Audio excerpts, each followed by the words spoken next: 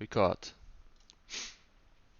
Okay, then let's start, guys. Yeah, so today I will show you how Andrea, Lars, and Arvid and me created this environment shot, which is pretty huge and also pretty long, like I think 400 frames. So I don't really have a exact plan what we will do, but I will just improvise. This is not going to be about Houdini. This is going to be about Max, and maybe I can show Substance Painter because I did use Substance Painter for this one a bit, at least for one asset. So I would say let's just start. And oh wait, of course I'm not streaming. That's a classic. Thank you for reminding me. Okay, cool. Now I should be streaming, right? Can you see my screen now? Okay, awesome. Okay, cool. So I didn't show anything anyway, so I just played the shot itself, so you already saw it. So the first thing I will talk about are our references, because this is how you start every project, and we gathered together a lot of references from the actual movie and from the actual location in New Zealand, and we split it up in multiple areas so it's easier to organize. Um, Yeah, for example, we have some shots, some close-up shots, so we see a bit more architectural detail and how the cliffs are shaded, and lighting-wise as well, because we didn't decide too early where we want to go with the lighting. We did the layout first, and I actually have a uh, work in progress folder, so we can. This is actually quite interesting because this is the first stage of the shot, just to block out everything, where the camera is and where should the city be and where are the cliffs, and we were pretty close to the um, layout from Veta Digital, which we didn't like copy, but I mean it's Rivendell, so it should be somehow the same. So this is the first pass basically, just to show uh, what we can see and how the lighting works. And I'm gonna just scroll through these for now. And yeah, was the first approach with the background foreground integration, where we had this like of a kind of U shape, but this was a bit too simple, so we definitely changed it later on. Yeah, this was one of our main references for cliffs. This is a reference pack I bought from ArtStation. You can actually Google Rivendell reference pack and you will find it. It's actually from the guy who did the matte paintings on the actual movie, so these are all the original files you can actually get. Maybe I can go through them even. Um, where's my references folder? Give me a second, guys. Oh yeah, here it is. So this is the folder, and this is really, really helpful in terms of seeing how like what kind of vegetation is there and how the shading layer like what kind of layers the texture of the cliffs have. Um, yeah, and these are actually used in the movie. That's kind of crazy. Uh, Maybe not exactly this one, but some other ones. It's pretty cool. Okay. Yeah. So this was the introduction of the river, which we later on changed a lot, because this looks kind of low res, and I did this with a simple displacement and the texture, but it looked very, very low res. So I decided to change that later on. And also these cliffs were just placeholders, just to block out the shapes of the cliffs. By the way, the cliffs it's a mixture of Houdini cliffs and Megascans cliffs. Mostly we used Houdini, and I can show you how I did that. My friend Adrian Lambert gave me his tutorial on Gumroad. Like, where is it?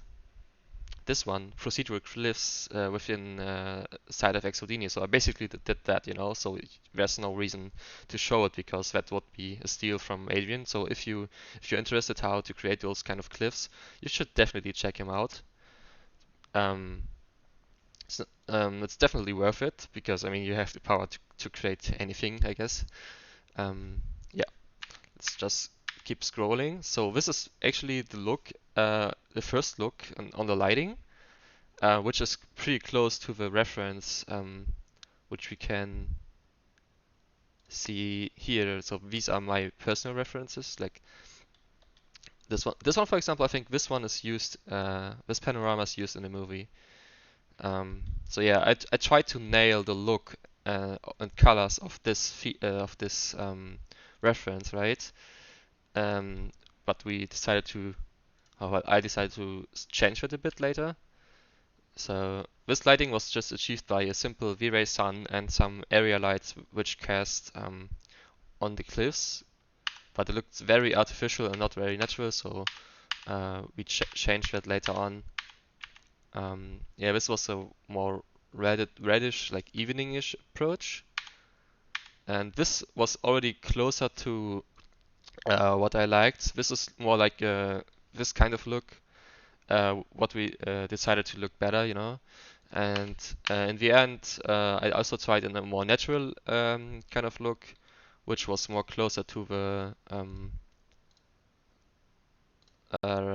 normal Lord of the Rings look, you know, like this kind of normal sun, I guess. And later we decided to go back to this was actually the final lighting setup. So more like a morning sun, I would say. Yeah, this was just slab comping tests, and yeah, but you know the final look. So this is actually pretty damn the final render setup. So you see how the final render looks in the raw render, and I can wait a second. Let me open the Rivendell shot itself again on Vimeo, and you can see how crazy the difference is between the raw render. And this is not because of comp, of course it's also compositing, but the grading was actually a hard carry in this one. But yeah, I would say let's just hop into Max. So in order to be more performant, I split up the scenes in foreground and background. And these two have the exact same lighting setup, but in this one I just added a light blocker, so it fakes like the mountains on the left side. So we only get light on the right side, like kind of a rim light on the edges here and on the vegetation. The trees are simulated in SpeedTree, so this is nothing special, just fast SpeedTree setup and then wind and export it. So this is actually, I think I even bought these trees on in the SpeedTree library for like $10 or so. Yeah, and this path is actually a Megascans asset, which I textured in Substance Painter. Um, yeah, and we can maybe dive into the forest pack setups. Or maybe I should open the original scene because this is just an XREF scene. This is the render scene. I guess this one. Didn't open it for a long time, so. Okay, but then, meanwhile, let's talk about the background. So first, everything started with the block out. So like I showed you earlier, we actually use these geometry later just to know where things are. And yeah, we started populating the city with a lot of other stuff. Yeah, the buildings were modeled by Andrea. He's also here, I think, in the stream. Is he not? Okay, unlucky, he's not here. Never mind. Okay. Um, let me switch to perspective. Thank you. So this is how the scene looks. This looks kind of cheap, but I mean, doesn't matter. It works from the camera point of view, so who cares, I would say. Let me turn off the waterfalls. By the way, this is a funny thing because the waterfalls, they might look kind of good in the or they might look good in the shot, but the waterfalls are actually just planes. As you can see, they're just so Arvid rendered the waterfalls in Houdini, and I just projected them onto the plane, and then just displaced it a bit. So let me turn off the stuff because this is quite heavy. So yeah, I decided I tried also like a real 3D waterfall sim to put inside Max, but that was just overkill. I mean, it's God damn it. Thank you. So yeah, this is just a simple plane displaced. Oh yeah, thank you. I can put it on. So this is Andrea who modeled the buildings, and this is a really good asset. This is true film quality right here.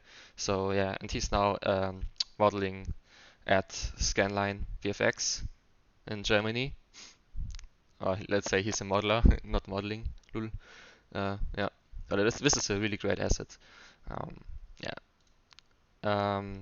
So back to the waterfalls. This is just a simple plane um, with a noise on top, and then just move the vertices around, so it actually looks like it's hugging the cliffs, you know. And yeah, so these cliffs are, like I said, I think for the city cliffs they're just all megascans, and I think lot zero, yeah, lot zero, and then just I scattered vegetation on top of them. So maybe we can take a look on the vegetation itself. I think it's here, yeah. So there are 4 layers of vegetation in the city here, and also another layer of props, which are I will talk about them later. Let's start with the trees. So when it comes to a city, and what makes it look real is like different layers of scatterings, right? So there's not only trees in a city, there's also like little grasses and little bushes and all that stuff. So that's what I also set up. So you see these little this kind of little pyramids. That's actually like little moss and little grasses like scattered all over the place. So it never looks like just like concrete, because if you look at the original movie, um, it also looks very dense and very lively, and a lot of trees and grass in the city. Look, there's no like actual like concrete ways, at least not that much. So we try to do the same thing, like a lot of vegetation in the city, so it looks like closer to the nature, which actually the elves are also, or Alps are actually doing. So yeah, that's the key here. Uh, so this is just a pretty simple setup here, nothing special, just a lot of proxies. By the way, everything as much as possible is a proxy here, just to keep the viewport a bit lighter. So we have like a different kind of trees with different scale and different probability. Um, and just yeah, I think for the distribution I just it's not that dense, and I just picked this map because it looks kind of real or like natural. I think I also did like groups and patches, but that didn't work that well, so it should be pretty dense but not too dense, so this one worked. Um, yeah, also a must-do for natural scenes, in my opinion, is creating these clusters, because when you do just put it random. I mean, I can turn on the material color right now. Hopefully this is not too slow. Okay, yeah. So you see each type of tree has its own color now, because if you do it random, it looks very random, and it's never like this in nature.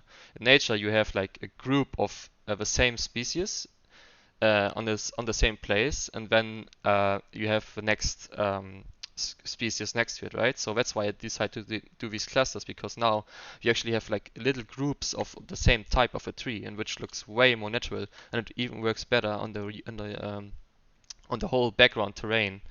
Uh, Maybe I can bring back some references from these, because here you can see you have like similar trees right next to each other, right? And then you have these kind of trees all over the place, and maybe some other type um, in it, you know. And yeah, I just try to do the same thing. Um, okay, let's talk about the shaders of the buildings. Oh, no, no, no. Let's talk about the props first, because the props are just randomly scattered all over the place on the whole city. And what we have in the props is actually from Kitbash 3D and just a simple wood texture on it. So everything has like a simple wood texture on it, basically, because it's so small you would not see it, but um, it still had to look like something. So let's open the forest pack for the props. This is just, I think I didn't even turn on. Oh yeah, okay, I did also cluster. So there's like little barrels right next to each other, so it doesn't look like random. And I also did like a stack of geometry, so it doesn't look that super random, but rather like someone placed these things there. So you could say it's like more like a megascans assembly together, and then I scattered the assembly. So yeah, um, yeah. Let's talk about the shaders of the buildings, because this is all done um, procedurally. We didn't have UVs, so I also told Andrea to not care about UVs and to get too much detail in the geometry, because it's so far away. And we had actually a version of this gate, for example, where it had way less detail, but um, when it's so far away, it's all about the shapes, right? And about the rough geometric details. So we decided to add things like this on the side, you know, things like this, because otherwise it looks just like a boring straight thing, and that's how you get nice detail in the geometry. When even if it's far away, you will not see, maybe not see this guys, but shapes like this, you definitely need them um, to make it more realistic, right? So let's take a look on the shaders, because they are pretty. Um, Here you go. So yeah, this is just my favorite thing to do. Triplanar the shit out of these guys, um, and random texture offset to just make it not look all the same. Um, yeah, maybe I can even show this guy, because was the first test actually. This is the first work in progress scene where I just tested how the concrete works, how does the tree shading work.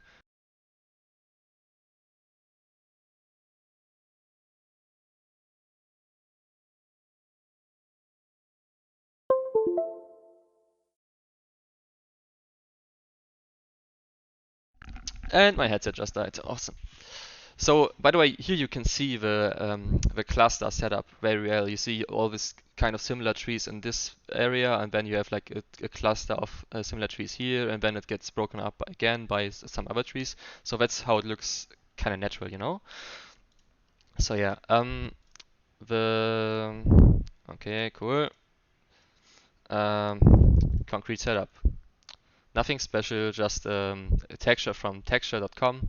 This was too saturated, of course.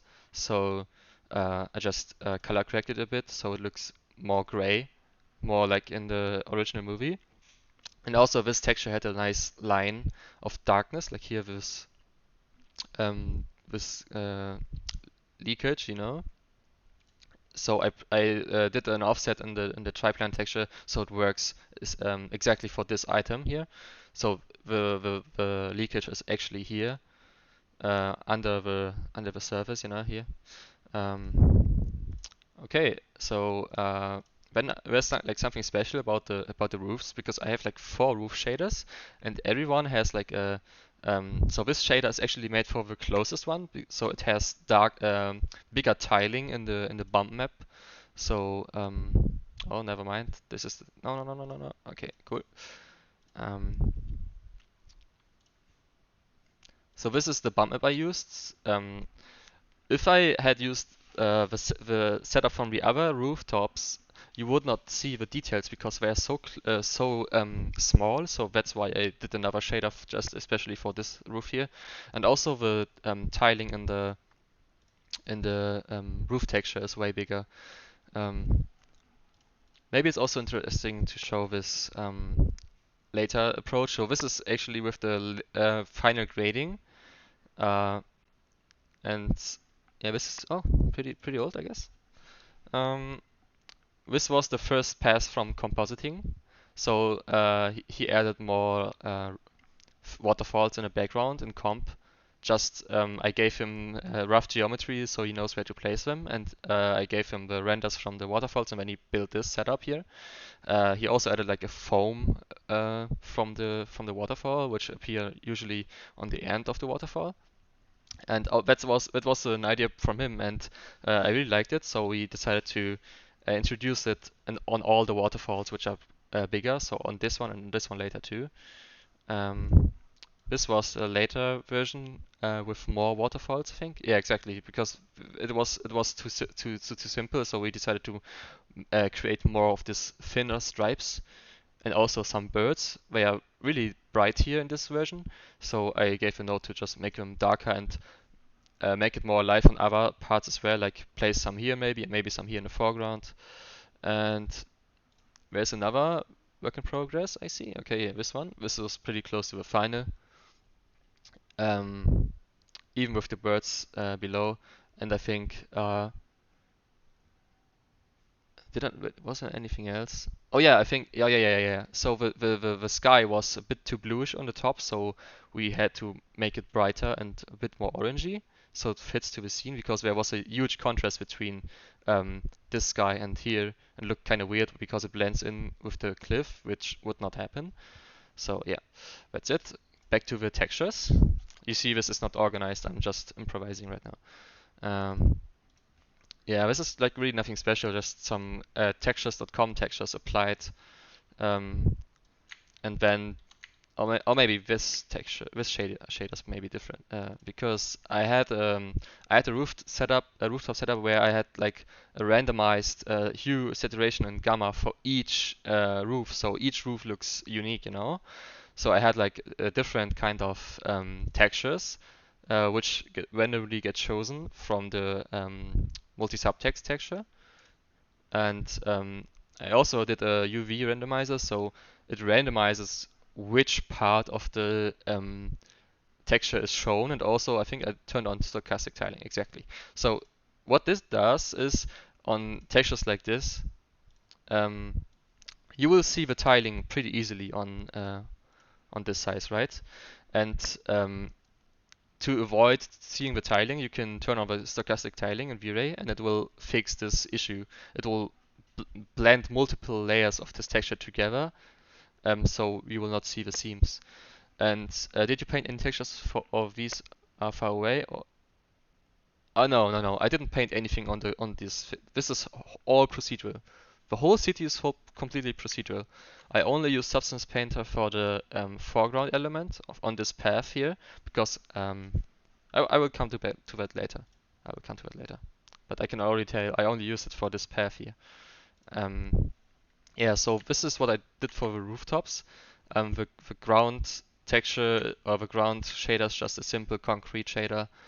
Nothing really special. Everyone can do that so super easy. It's I can show it. This is just how it looks, right? Looks like tiles, like super dirty tiles. And of course, my reference was kind of this color, so I did this pretty much the same. Yeah, just to get close to the reference, and also here again to make it not look like it's tiling, stochastic tiling on.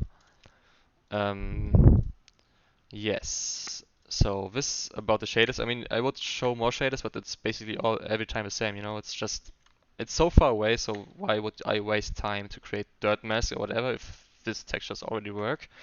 Um, and also a little fun fact: we had like actual humans standing here, which I made by the populate tool in Max. There's like a populate tool where you can just scatter people and make people walk from A to B. But um, it was not it wasn't necessary on the 3D side because it was so small and it was just taking RAM and it was taking a bit to load. So that's why I removed them and we decided to make that in comp actually. I mean, I can open the scene again because I think that's a thing that nobody really notices, or maybe not a lot of people. But there's actually people walking here in the on the gate, for example, and this is all done in comp. By the way, my friend Lars Vemir, he has a YouTube channel and he will post a tutorial about this.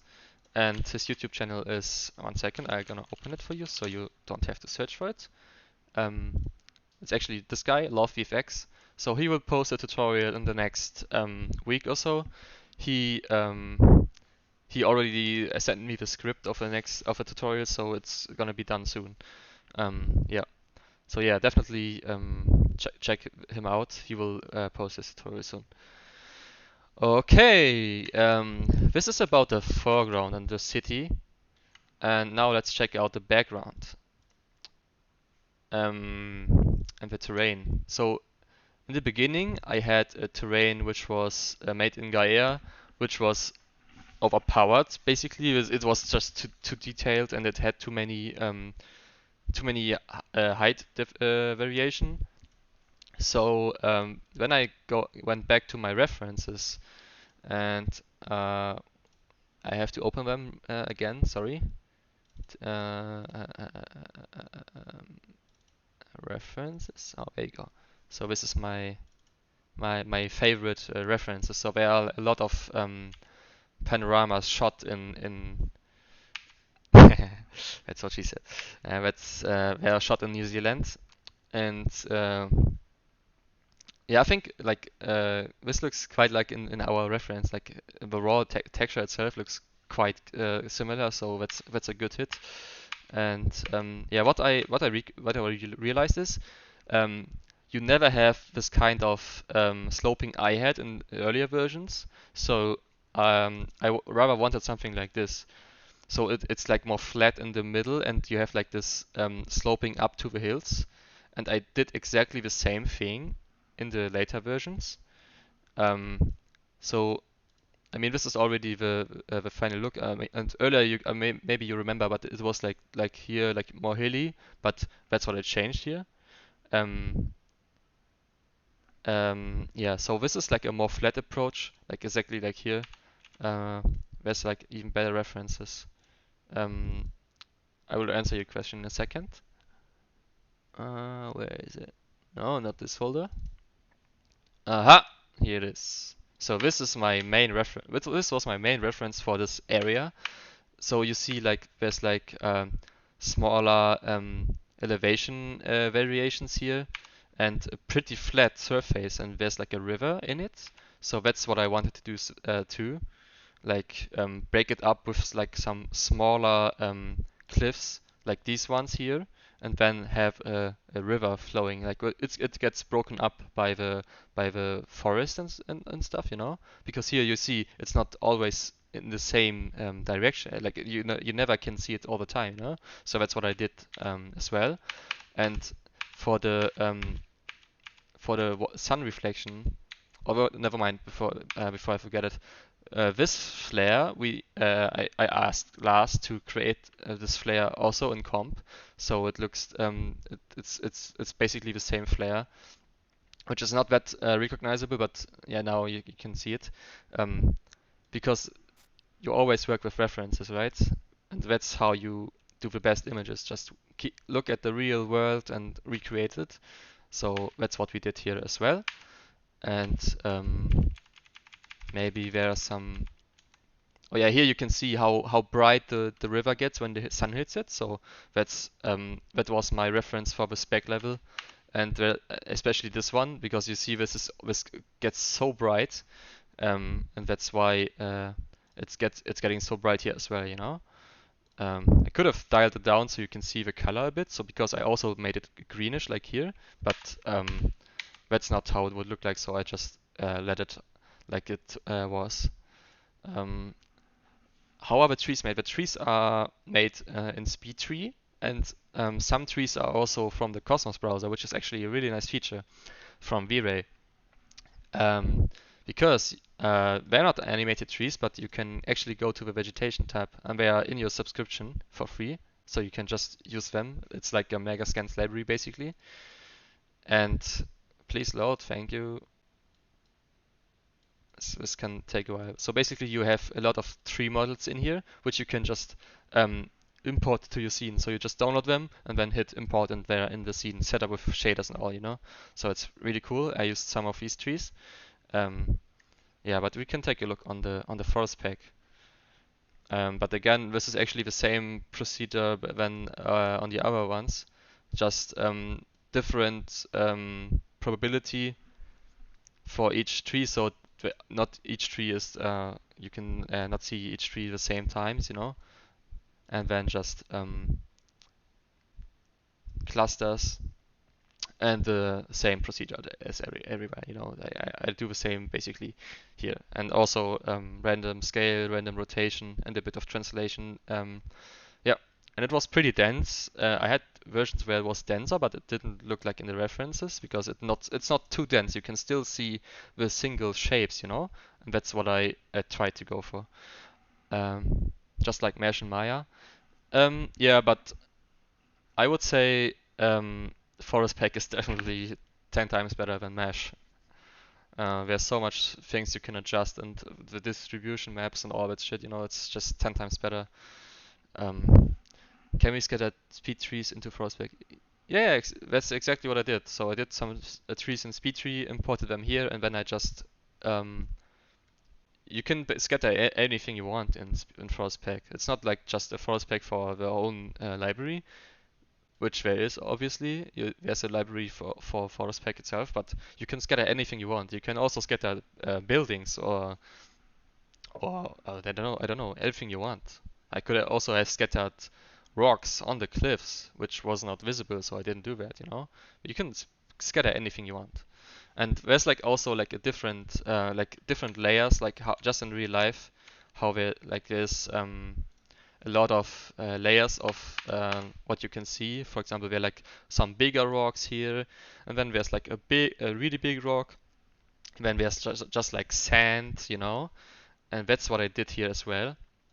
Just some different layers of rocks, bigger rocks and smaller rocks, like denser but very small rocks, and then also some little shrubs. Yeah, this is the setup of the um, of the terrain and cliff scattering, you know. Also, to be more precise, I didn't scatter my forest pack on the V-Ray proxies of the cliffs. I actually scattered them on another proxy. So I have a low poly version of each cliff here, and I scattered them onto my proxy, so it's more precise. And because sometimes it doesn't work on these kind of point clouds, kinda, you know. So forest pack does not know where to scatter things because there's not much geometry. So that's why I always I had a proxy version of the cliffs. The water is not simulated, so I will come to that. The water is actually just a plane. And what you can do in with Phoenix FD ocean textures is so what it is basically is just a procedurally generated displacement map, right? So this is just I can turn the scale a bit down. So you see how it looks, right? And actually it moves, it's animated. So you can just change the rate of change. And then it's getting slower or faster, whatever you want. And you can actually also change the direction where it's flowing to. So right now this was working already. So this is flowing from right to left, right? So it makes sense because this is the highest setup here, and when it just flows down. And this is just you see, uh, I did this waves pretty small, but it's it's such a nice detail, and it looks so real because it's actual kind of real water, you know, but it's not simmed. It's just a texture, an animated texture, and from this far away, it works very well. So there's no reason to simulate water when it's so far away, when you can just use a texture, and this is the best thing you can actually do, in my opinion, for this kind of scenarios. And I know that in production, a lot of companies use the same technique, like just Phoenix FD, multiple layers maybe if needed, and then yeah. What is also an important thing on the water is this is just not just a water shader. This is a shader with foam in it. If you take a look on the edges of this building, for example, you see that there's like foam um, around the corners everywhere, and also on these rocks here and here. Everything which is in the water and where the water hits the geometry, it's getting it's getting hit, you know. So, oh, Lars is here, by the way. Hello, Lars. Nice to see you here. Love VFX, that's the guy here. That's Lars. That's very cool that he's here. Okay, nice. So so how did I achieve this look in the water? So there's a little trick. So this is just the V-Ray blend material, and the water shader is like pretty normal, just a bit of diffuse and not complete reflection, so it looks a bit dirty. And then I did the foam material, which is just white and pretty reflective. And the blending amount is just controlled by a distance texture, right? So what it does is, let's say I connect my distance texture, like I connect these guys into my distance texture. What it does is it creates a white fall off around the rocks, and the further it gets away, the blacker it gets, right? So it's white around the closer to the edges, and then it fades out to the black. And I broke it up with a bit of noise. So the white area on this texture is controlled by a noise. So it's not pure white, but rather it's like a bit broken up, like real foam, because foam is never just a fully white surface, right? It's always a bit like this little um, air bubbles, you know. So this is just a whole list of geometry which gets fed into the distance texture, and the same thing for no, that's not the same thing. So there's actually also like a little like foam. You can see these foam things here. There's like little foam on the in the middle of the ocean, and that's I made it by using I created this based on an image. I can actually show you the image. This is quite funny. So let me check. Rivendell. Okay, foam. Yeah, so this is the texture, and it's animated. So I did that in After Effects. I just put in an texture from textures.com, which is just a foam texture, and then I made it black and white and high contrast, and then I just added some modifiers on it, you know, so it looks like this. And this is my mask, and I added the same material, or rather, it's pretty much the same foam material, and it's controlled by an animated noise like this one here, you know, when I just made a triplanar, and I also made a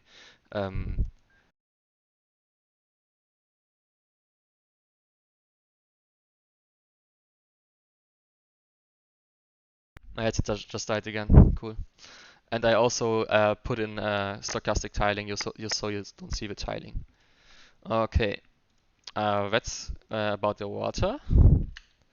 Um, is there anything else you would like to know about the background scene? Because otherwise I would jump to the foreground scene.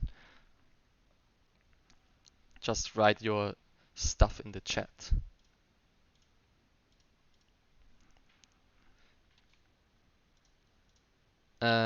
Maybe the lighting setup, it's nothing special. The lighting is controlled by a simple dome light. I had different versions of a lot of light setups, but it didn't work that well, so I just used a Sky HDRI. Yes, I did use the sky AGI for the lighting, but it doesn't show in the final render. So the sky in the final scene is just an image, which I use a lot. So I basically gave last my texture, which is this one. So there's like a dramatic skies and my dusk and dawn skies pack, which have a lot of skies, and they are really helpful. And I don't know, there's not a better sky pack I've ever seen. So, and these guys are only like $5 each. Like the pack itself is like $5. So I can really recommend using them. So because I mean, it looks real because they are real, right? This is real photography. So um, we picked one of these images and we projected it onto a plane in Nuke. So that's the thing. But you will see it on Nuke's on Lars tutorial. He will post it. By the way, Lars, can you write maybe when you will release the tutorial? I didn't look at the script yet. You can write it here, or maybe write it in the private chat. Thanks, Johnny. That's the link exactly. Photobash.org. That's an awesome website, by the way. If you hear me, Lars, write it to me. Otherwise, yeah, that's just a plane projected onto a card. Is LOD on models is also driven by? No, I did it by hand. So um, I knew that I don't need like high res meshes on the things far away, so I just created multiple um, versions of the cliffs. Okay, so Lars said in 2 weeks he will release the tutorial on YouTube. So yeah, where is the Discord here? Okay, yeah. Then I would say let's go to the foreground scene. Um, oh, by the way, before I forget it, this looks a bit weird, all these circles here, but these guys are actually there to control where the forest pack is and where it's not. So all these planes exclude areas in my forest pack. So I had it driven by a texture before, but every time I change the terrain or adjust it, it looks weird and it will not change it properly. So what I did is I created this exclude areas in my forest pack. So let's go to the areas. So there's a lot of circles, and it's way easier for me to control where the forest is by just moving around the circles, right? So I had full control of the shape, no matter how the terrain changes, right? If I was to replace the terrain, I could just apply it, and it will be still in the same areas. But every time I would change the terrain and I will control it by a texture, it will not work because maybe the texture orientation is a bit different on the geometry because the UVs are different, you know. So that's how I control this one. Let's go to the foreground. Um, yeah, so I'd already talked about the lighting setup. This is the same. Oh, by the way, maybe I can show the I can show the HDRI I used, so you know. It looks quite different than you might think. So this is the texture. It's not that it doesn't look that much um, like a morning. This is more like daylight. But I think I did the intensity of the dome light. Okay, no, it's actually multiplier 4. Okay, interesting. So yeah, that's nothing really special. Just a HDRI plugged in and then a light blocker for the foreground. And I didn't even use a light blocker for the background because I didn't need it. There's a lot of cliffs which already block the sun. So that's it. Nothing special on the lighting side. Yeah. For the key light, you use CG Sun or you comp it in? You mean wait, do you mean this one here? This here?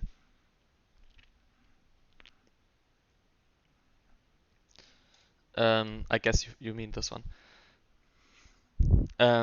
What color space? So we used ACCG. This is every project I do is ACCG. Main orange light on the whole scene. Yeah, this is coming from the HDI. It looks like this. I didn't do anything on the HDI. It looks like this by default. This is just uh, a HDI, and for the foreground, I actually added another key light here. I just saw it. Um, what it does is oh yeah, I forgot about this one. So my HDI didn't get the nice highlights on my foreground, so I faked it in this scene here with the another area light. Which is just a disk light, so I made it a disk because the sun is round, you know, simple thing. And then a warm temperature, and then just made it hit the right side of the cliff. So yeah, I mean you can see what it hits, you know. That's it. That's nothing special. Uh, this is yeah. Oh yeah, and by the way, if you have comp questions, you can ask them already in the chat. Lars will answer them. Um, yeah. Okay. So that's about the lighting setup, and so let's talk about the path. Um, so this path is actually this is a full Megascans path. I just kit bashed together a lot of cliffs and made a shader for it, so it looks like one object. This is just nothing special again. Actually, since this guy had UVs already from Megascans, I just awesome. Okay, I can't open UDIMs. So what I did on this one is I went into Substance Painter. Maybe I have it still open somewhere. Maybe I can open it. I don't know if I saved the Substance Painter file. Probably not because it was so easy. Okay, I don't think I had it. Quit. Never mind. Okay, so what I did is I just added a Megascan, added two different Megascan shaders in it, and then I just did like procedural masking, like and I painted some areas. So on top where people would walk, I did like a green, like a more vegetated scene. You know, it's like green on top here, and then it's like rock texture on the sides, like here. That's what I did. That's what I used Substance Painter for. I had it done in shading and procedurally, but it didn't look that nice, so I had full control in Substance Painter.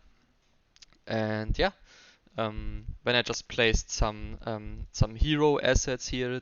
I hand placed them in the foreground, so you see a bit of vegetation on the sides, on the cliffs in the foreground. You know, you can actually see here because it looked so naked without, so it just had to be done, you know. And yeah, that's that part. And for the forest pack setup, again, I just scattered multiple layers of bushes and little shrubs and little grasses. Just everything you see on this kind of cliffs. And my reference for this was actually um, from the movie. So let me load my other reference really quick. So I took a look at what we can see here on this scenes from the movie, and you see a lot of like this kind of ivy-ish style, and then you can have like little shrubs, little grasses, little color variations. Um, and do you have? I had like points on CG textures. So the question is, do you have a subscription for CG textures or just free version? Uh, Usually, I have some leftover points, but I don't think I have any more. I think I have used them all by now. But sometimes I also just use free version. I think even on the roof textures on the buildings, I used the free version because it was like 500, 1024, I think. It was way than more than enough from this distance, you know. Yeah. But yeah, so this was a nice reference. So I saw what kind of vegetation you can see here. So I looked into the Cosmos in the browser here, in the V-Ray browser, what we have already, and then the rest would be just Megascans. And I already said it in the last masterclass in my arrival scene. I never use the default textures, so I always change them. I always change the color at least. And for this one, I try to do the same colors as here. Pretty some are really dark, some are really bright, and they kind of get lost in the shadow. But I mean, I know it's there, and it looks kind of it still feels right. Here you can see the different colors. I mean it looks kind of right. So um, definitely it was the right decision. Um, yeah, that's about the foreground vegetation. Um, and the trees are I already said it. They are made in speed tree and they have a point cache, which is really performant. Because if I had just one tree, I could actually play it in real time. But since I have like 3 or 4, it doesn't work. Let's say I have more trees than that. I would have done a V-Ray proxy, an animated V-Ray proxy for every tree and then place them. But here I was just too lazy and I didn't care. So I know it renders pretty fast anyways because I split it up in foreground background. So why would I bother making it? Because sometimes it takes a long time to create these proxies. And this is like a frame range for like 450 frames. So why would I do that? A small tip, if you want to do that, you can actually make it loop. Like let's say you have 100 frames of animation, which doesn't take too long to cache, and then you can just make a proxy for it if you before looping. I mean after looping the animation. And there's a tutorial on Vimeo. 1 second, Vimeo speed tree looping. There you go. This is the tutorial. So he shows how to set it up in Max, so you can actually loop the animation instead of caching 700 frames or what. Then you can just export it as a proxy, which goes way faster. This would be the right thing, but here, yeah, like I said, I just didn't care. And again, for the colors, my orientation was clearly in these kind of color tones. So I changed the colors of the diffuse texture for all the trees here. No diffuse of speed tree would work by default, so I had to change them all. Yeah, I would say yeah, that's it. Maybe I can show how the scene looks. Because I also made like fake cave light blockers here, so the light doesn't get in from behind and from above, because that's not how it would work in the real life. When you have a path like this, you would be surrounded by rocks, right? So I just placed dark, huge cubes just to block the light.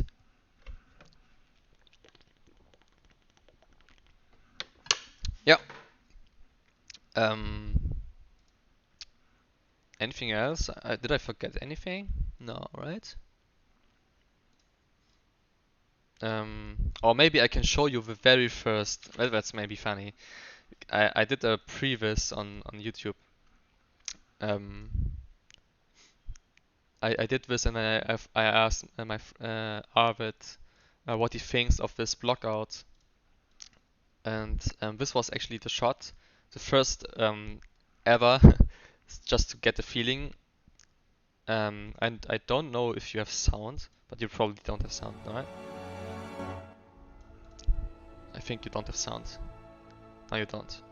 But yeah, this was the first blockout, and it was already clear that we need to show the city way longer than that, because this was just like 10 seconds, and it's not even the whole shot. So I doubled the length of the later um, of the final shot. Yeah, Arvid is typing. It was a great blocker for sure. Oh yeah, for sure. It was really helpful to see where we need to place things and what works. Um, because this was already way better than the other blockout. I can open it again. Um, this was just a mock-up in the render. It was later, but this didn't work at all. This doesn't look beautiful. So I'd rather place like different depth layers of trees on each side, so you could actually um, you would look naturally on the city, right? Because of the composition and because of the camera animation, because it gets blocked here and then it reveals the city slowly. And also this tree is just to block out the view, right? It's just to block the view on the left. You're supposed to look here, and that's what I did also on the lighting part. Let me open it again, because I also had a version where this would be more brighter, but it's so distracting, right? So the lighting in the scene is made especially like it's made like this because there's a reason for it, right? If you if you would illuminate the whole scene equally, it would look boring and you wouldn't know where to look. That's why we decided to make the whole foreground rather dark and just some little accents on the right, and the rest, the whole lighting will get like this. The whole city gets hit by the light, only the city and everything surrounding here, because obviously you can't block the light here. It doesn't make sense. But here, this whole part is dark. There's a reason why I placed the cliff here, because the lighting is leading the eye to the city, and that's why we also created these god rays, because you will not look here because it's just bright. It's you want to see where the main contrast is, and the main contrast point is here. The camera is like this is a quite a central composition, but um, this is so bright here. This is so dark, and where's the contrast point? In the middle here. So this is where you should look. And yeah. Um, Anything else about the composition? I don't think so. Did I forget anything? Anything you want to add, Lars or Arvid or Andrea, if he's here? Or yeah, just like ask questions. You can ask questions all the time. There are no stupid questions. Just ask anything you want to know. Doesn't matter. All good on last side, okay? I'll let you write the questions. Render time per frame. That's a good question. Um, so um, we had a version with 1 second. Let me open the render settings. We had a version with a lot of render time, like 30 minutes. But then I talked to one of the lead artists at ILM, and he said I should try radiance map and brute force because it's like cheating the GI calculation. Like radiance map is super fast, so we did that, and it's just actually in the beginning it was very low and then just multi-frame incremental. Um, then it was super fast. It was like 12 minutes in the beginning. Like here, it was like 12 minutes only on the first frames, on the first like 40 frames, and then it went up to like 15 to 17, depending on how much of the background you see. Um, yeah. Like here, it would only take like 10 minutes on super noise-free settings, and here it was like, yeah, 12 or 17. The resolution was 2K, like 2K anamorphic lens, so it's like really wide. And yeah, the flock of birds is just a comp, right? It's just comp. And like I said, Lars will upload the tutorial how he made it. Um, I guess it's probably like a particle like simple particle setup. I don't know. He will show it.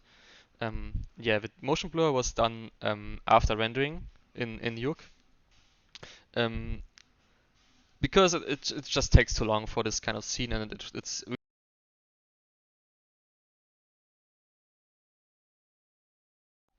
my headset died again. Awesome. So I would only do motion blur in the render when you have like crazy um, camera movement, or you have things which are rotating like car wheels. They just look better in 3D motion blur. But for an animation like this, there was no reason to render the motion blur. It will increase the render time so much, and you don't get real profit of it. Lars just told me it's a tool from Nukepedia, so the flock of birds. So probably like a gizmo, I don't know. But like I said, just wait for a tutorial which will come out and you can see everything. Oh yeah, exactly what Johnny said. Or when you see moving stuff through transparency, it just looks better. Yeah, he will mention it in the tutorial, he said. So no worries about that one. Yeah. Oh, cool. Cool, cool, cool. Uh, Anything else? We talked about the lighting, we talked about the composition. Yeah.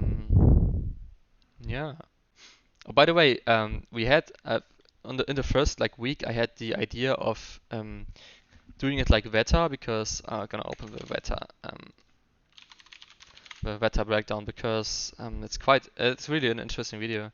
And what they did is they didn't do everything in 3D, which I maybe also wanted to try because what they did is they just built this 3D foreground and then they just matte painted the rest, right? And you can actually see this is from the reference pack I bought. So I this maybe it was worth a try, but I wanted to have full control in 3D, so we decided to do a full 3D shot, and it looks quite like kind of similar. So yeah, I mean it makes sense here for this shot because it just saves a lot of time, you know. Yeah, but pretty cool stuff. Pretty cool stuff. Pretty cool stuff. Yeah. Alrighty. I would say for the squares you use to block HLE lighting. What do you mean for the squares?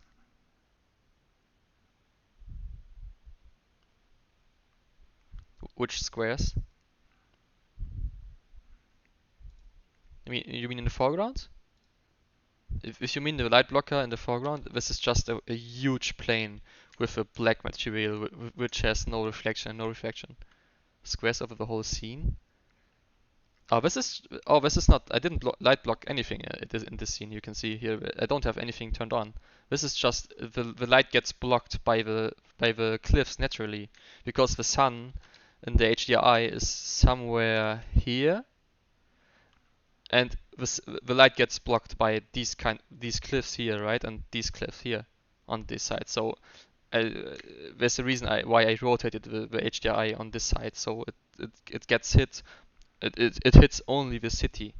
Um, It was quite a process to rotate it around until it looked the way I wanted.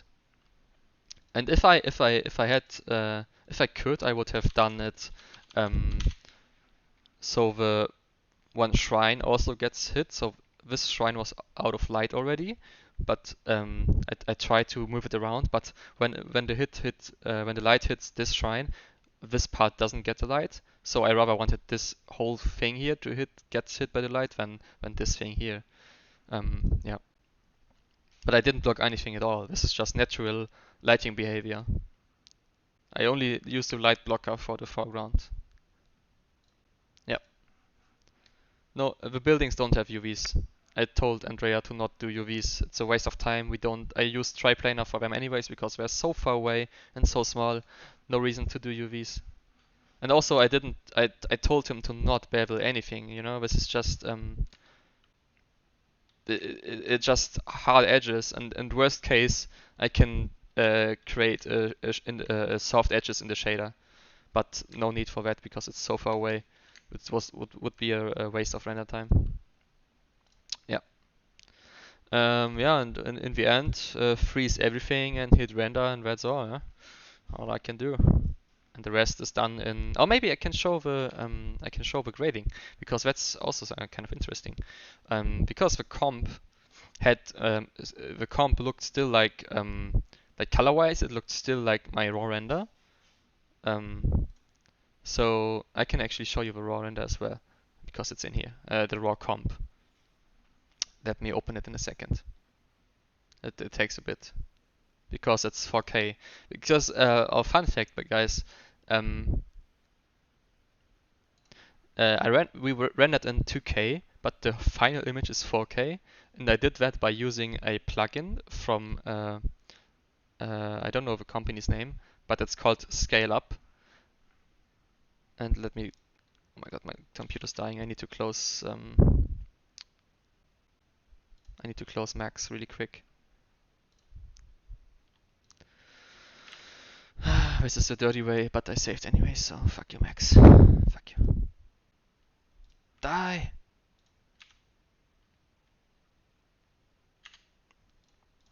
Okay. Give me a second, guys. It's loading. My whole computer's dying right now. Holy shit. Okay. Okay.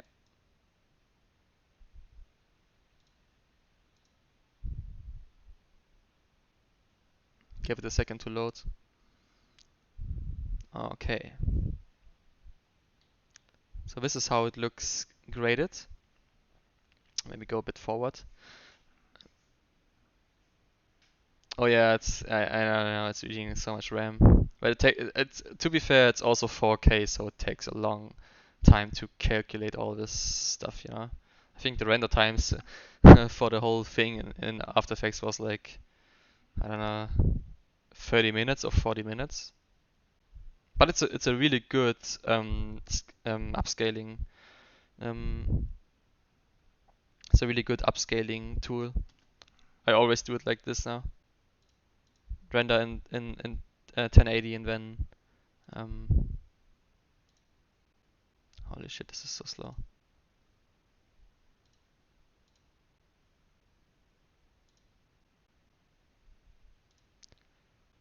Okay, so maybe I have to clear the cache really quick because this is not oh my god, this is so slow. This is so disgusting. Okay, you know what? I'm opening the normal version, the 1080 version, because this is disgusting. Fuck it. This is too slow. So what I did is I rendered this out as AVI, and then I put it in Sony Vegas, which is my cutting program. Really old school. It looks like this. Really old school. When I did this setup, just put everything together with music and blending and all that whatnot, you know. And then, fun fact, I bought this for 20 bucks on Humble Bundle. Yeah, and then I rendered this out as AVI again, and then I put it in my encoder, which is called Handbrake. My eyes. Yeah, it doesn't have a night mode, I think. Yeah, this is an awesome tool. You can like, it's a really great quality. I do it on every of my videos. Just put it in and then convert it to an MP4. It's like H.264 codec, I think. Yeah, it's really, really good quality. The waterfalls are fluid sims, yes. They are done in Houdini, but we didn't put the particles or anything in Max. It's just Arvid rendered out the waterfalls inside Houdini, and then I used them as an animated texture on planes. Just simple thing. Okay, so this should be. Oh yeah, this is way better. Okay, so finally it works. So this is the comp. This is the comp version. This is how it looks. This is basically the raw render with comp elements on it, like the sky, the god rays, the flares, all the birds, you know. And then I did the grading, and it looks completely different. But this is how it works in production as well. Ungraded footage looks always worse and not that nice. So what I did is I used based off a preset, pretty simple. It's called what is it called again, Lars?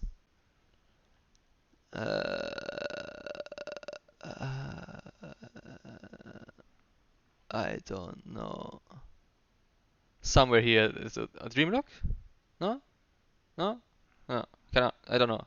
Okay, it was some preset, but this is just how it looks, you know. It's um just some saturation, desaturate it a bit, make it diffuse so it gets a nice light hit, and then make it warmer so it looks more like sunrise.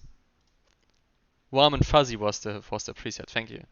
So this is the, and then make it a bit more bright and get the shadows a bit back, you know. Then desaturate it a bit, and this is like a clamp to not get these like super bright highlights here. And yeah, that's it. That's the grading, and that's the final look. You can see this. This is a huge difference, but that's how it works. That's just how it works. Are his details getting lost? No, I would not say that. I wouldn't say the details get lost.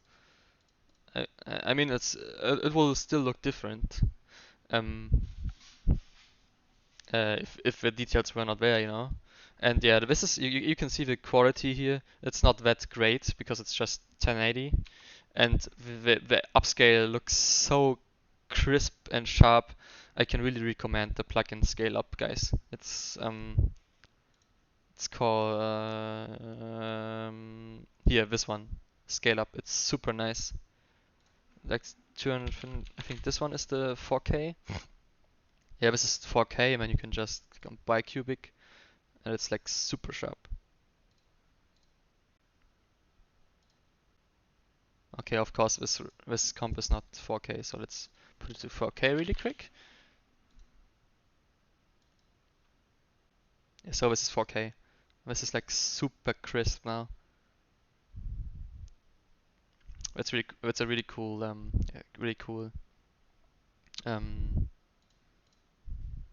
yeah, plugin, I would say. Okay, that's it. If you don't have any more questions, I would say we are done for today. Any final questions, guys?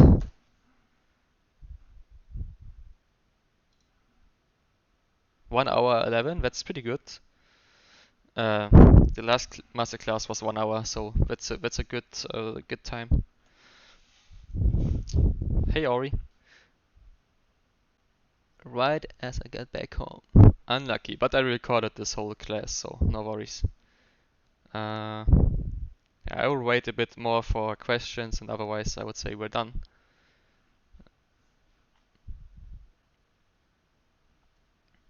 If you wanna ask questions, I'm gonna post it here again. I will tag everyone. I will just add here everyone. So, yep.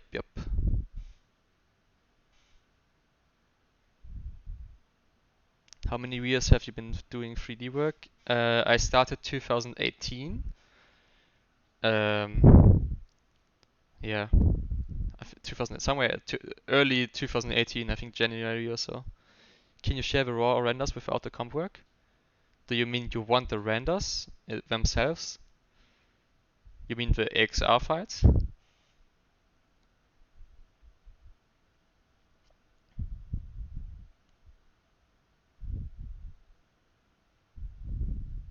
Ah, just showing. Oh yeah, I can show them. I will open Nuke really quick. But yeah, like I said, Lars, he will make a tutorial on his YouTube channel about this compositing work, so you will see them there as well. So let me set up Aces really quick, then open the shot. Projects, rivendell. Okay, where are the renders? Renders. I think this one. Yeah, this looks right. Now this is the raw render. Any specific? Yes, because can I share my LinkedIn? Yeah, just search my name, Steffen Hampel. Oh wait, I can show it. That's my LinkedIn. Just you can just search it. And yeah, the reason why I did my grading in After Effects is because I used to. It doesn't matter, Mubu. It doesn't matter which aces you use. The color space is still the same. There's only slight differences in what kind of LUTs they add, you know. But it doesn't make a difference at all. If you use 1.2, 1.043 or whatnot, I don't know. It doesn't matter that much. That's ACCG is ACCG, you know. And actually, my render setup is ACCG in Max. It's ACCG. It's not ACES 1 point anything. I just use the OSIO to view transform it in my V-Ray frame buffer. So this is the raw render, guys.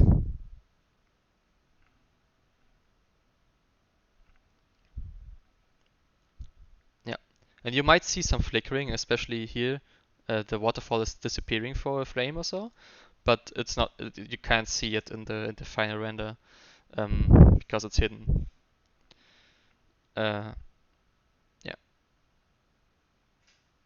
But like I said in my other masterclass in the arrival shot and in the Blade Runner shot, um, you just have to know how it should look in comp and grading later, so you know what you have to do in 3D.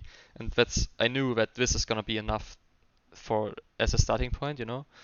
Um, the textures on the buildings are all done procedurally. The textures are not generally they're not created procedurally, but the shaders are procedural. So um, I used like mega scans and CG textures and whatnot, and just made different versions of them, and then triplanar projection on the geometry with offsets, and that's it. Every roof looks different, and I think I even have a diffuse pass. Yeah, you see, there's like an offset on each roof. Every roof looks different, right? That's all in the shader. There's like 2 or 3 different shaders, but they all have a different variation of the texture. They have random hue, random gamma, random saturation and all that, you know.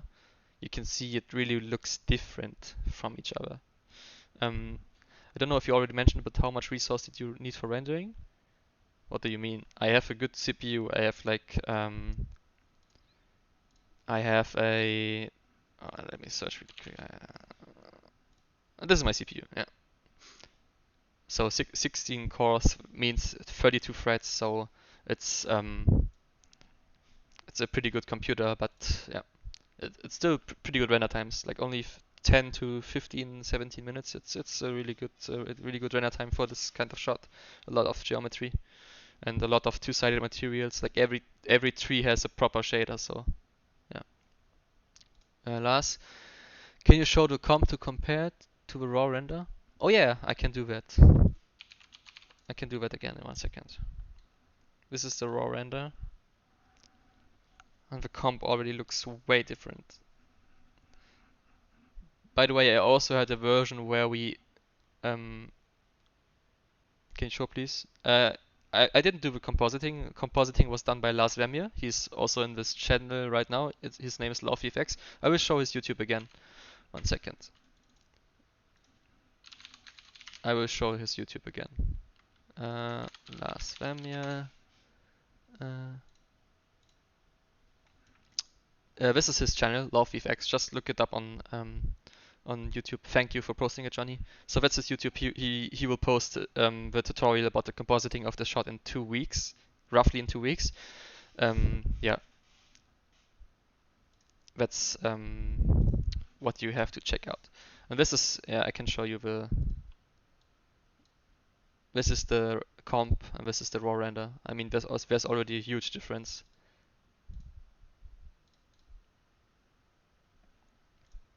Especially those gold rays, they help so much. And yeah, any tutorials from this guy? Ready to pay? Don't worry, it will come on his YouTube. Just subscribe on his YouTube channel, and he will post it in the next I don't know, 2 weeks. A nuke? What do you mean, Lars? Can you show the comp to compare it? Oh, you mean I should put it into. I can't do that, Lars, because you sent me MOV and I can't open that in Nuke non-commercial. I don't have a Nuke license, so I can't open it. I can only open XR and all that shit, you know. Yeah. Okay, guys, I would say that's it. thank you for tuning in. I will upload this on my YouTube channel, so if you missed something out, I will probably cover it. I probably covered it in the video. So yeah. We will post, or Arvid will post a link to the video once it's on YouTube. And otherwise, if you already want to subscribe to my YouTube channel, which is oh god, what's my YouTube channel? 1 second. Got it? No. Okay, found it here. This is the channel. Just you can follow me here. I uploaded. Like you can also watch the Blade Runner, like this shot, the breakdown of this shot. I also did a masterclass if you haven't watched it yet. Yeah. Alrighty, boys and girls. Thanks for tuning in. This show is over. I'll stop the